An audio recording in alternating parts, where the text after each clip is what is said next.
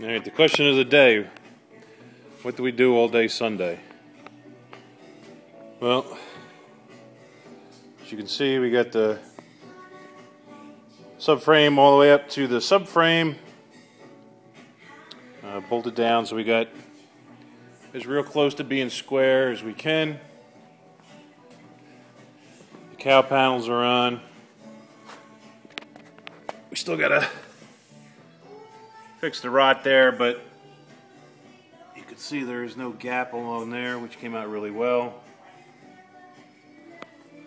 And if we come over to the other side, this patch is done. And really good there as well. And that's what the inside is looking like on both of them. So fairly satisfied. Ryan fixed the top header bows here and there.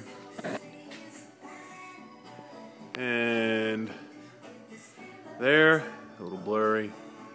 But you can see that he ran up a bolt instead of the rivets. Give a little more strength, a little easier to work with. So, he's leaving to go back to Grand Rapids tomorrow, if he can get through the snowstorm. We've had a good week, got a lot of this accomplished, and thanks for looking. Have a great day.